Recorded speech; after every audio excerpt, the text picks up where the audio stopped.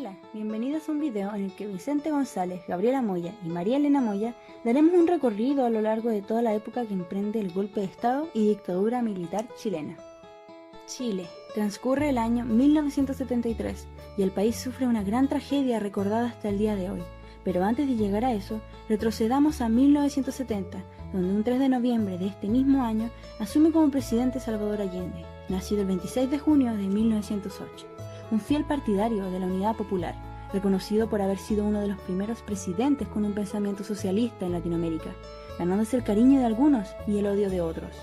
Apoyado por Cuba, en ese entonces regida por el revolucionario marxista Fidel Castro, inició su vía chilena al socialismo que contemplaba una serie de cambios sociales, económicos y políticos que buscaban una sociedad más equitativa y justa, de manera pacífica y no con lucha armada.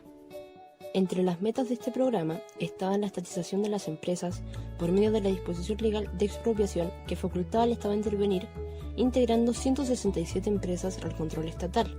También estaba la estatización de la banca, donde pasó a controlar el 90% de los bancos privados a través de la compra de acciones.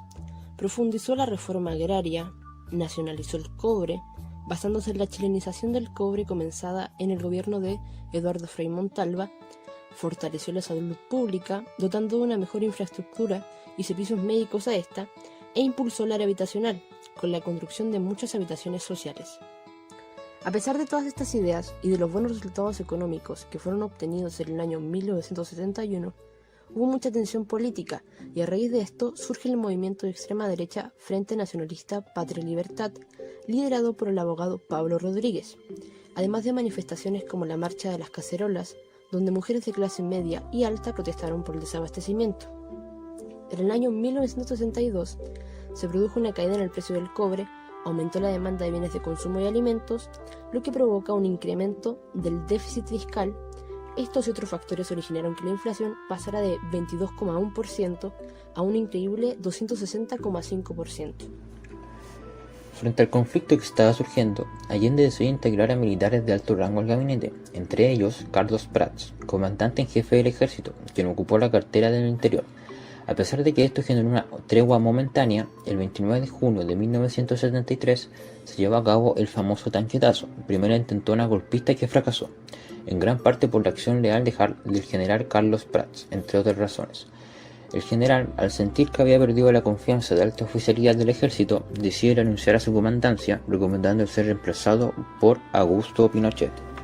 En el contexto internacional, ya desde el año 1960 que se venían produciendo golpes de Estado que instalaron dictaduras en América del Sur, como es el ejemplo de Brasil, donde tomó el poder Humberto de Alencar, en Perú, donde asumió Juan Velasco Alvarado, y Argentina, donde ejerció como dictador Jorge Rafael Videla.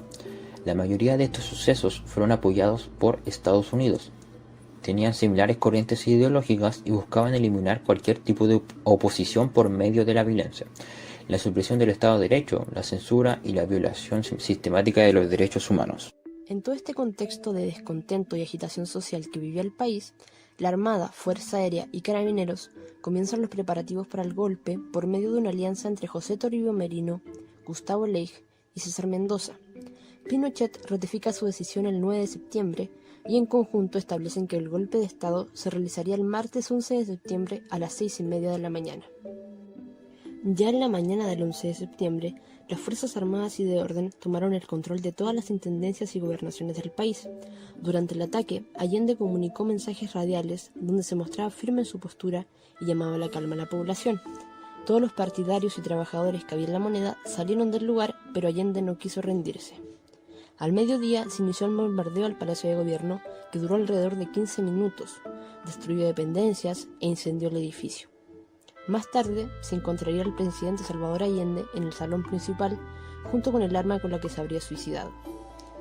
Una vez derrocado el gobierno, la Junta de Gobierno automáticamente establece estado de sitio, toque de queda y ley marcial, restringiendo las libertades de movimiento de todas las personas.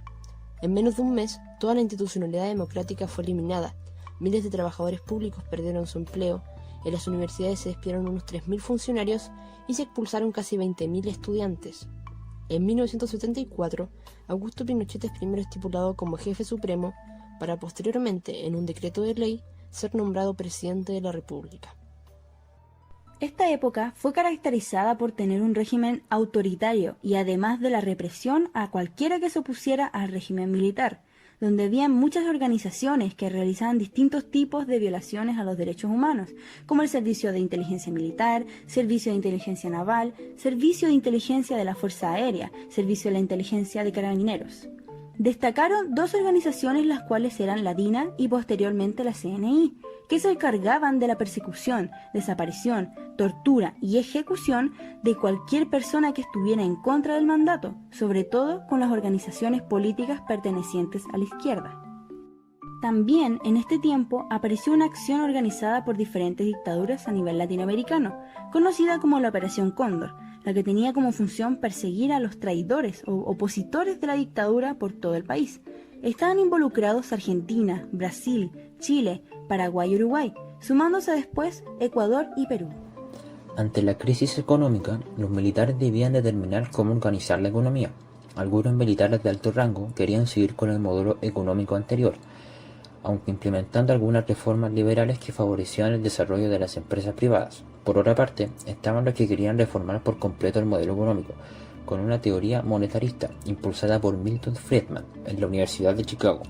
Con la tarea de reflotar el sistema económico, en el año 1975 la Junta Militar le encargó a un grupo de economistas chilenos que se prepararon en la Universidad de Chicago, entre ellos Sergio de Castro, Jorge Cahuas, Pablo Barahona y José Piñero, también conocidos como los Chicago Boys. Se les pidió la misión de reestructurar el sistema económico y para ello fue necesaria la realización de una serie de reformas en diversas áreas, desde el sistema financiero hasta la educación, basándose en el programa de desarrollo económico conocido también como el ladrillo. Algunos de los objetivos generales que buscaba alcanzar este plan eran obtener una tasa de crecimiento alta y estable en el tiempo, erradicar la pobreza en Chile, garantizar la igualdad de posibilidades y realizar una efectiva desconcentralización del sistema económico, entre otros. Para poder alcanzar estos objetivos, se guiaron por medio de 4 pilares esenciales: control de la inflación, donde una de las medidas aplicadas fue el impuesto agregado a todos los bienes denominado IVA; apertura al comercio exterior, que produjo una rebaja de los aranceles y promovía las exportaciones; liberalización de los precios, eliminando todos los controles de precios que se habían establecido; y entregarle un rol subsidiario al Estado, que solamente participaba en la economía a falta de los privados. En 1977, el régimen da por cerrado el conflicto con la oposición, y por medio del discurso de Chacarrillas, el general habla de 3 etapas para el establecimiento de la democracia: recuperación, transición y consolidación. El paso de recuperación a transición sería definido por la dictación de una nueva constitución, que tenía como plazo el 31 de diciembre de 1980. El anteproyecto de esta fue elaborado por la Comisión Ortúzar, y una vez revisada, se realizó un plebiscito el 11 de septiembre de 1980. A pesar de las críticas de la oposición, que consistieron en diferentes manifestaciones políticas, donde podemos destacar la participación de Eduardo Frei Montalva, que llamó a votar por el no. Finalmente, los resultados favorecieron al sí, aunque luego se denunciaron muchas irregularidades en el plebiscito. El 5 de octubre de 1988 se realizó un plebiscito para poder ponerle fin o continuidad a la dictadura, donde se tenían que elegir entre la opción del sí o por la del no. Tras el triunfo del no, se llaman a las elecciones en 1989 para elegir al nuevo presidente en Chile, donde se postulan Patricio Aylwin, el cual pertenece a la Concertación de Partidos por la Democracia, Hernán Bucci, representando al oficialismo, y Francisco Javier Errázuriz, representando a la Unión del Centro.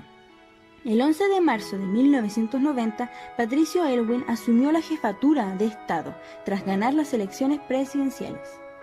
Con esta gran lucha, realizada por muchos chilenos, por fin se pudo volver a la democracia, dejando una gran marca en su historia y memorias. Pero con honra se puede decir que lucharon fervientemente por sus derechos y libertad. Y aunque pusieron fin a esta dura etapa, hay muchas deudas que jamás podrán ser saldadas. Eso fue un poco de la historia de la dictadura por la cual pasó nuestro país.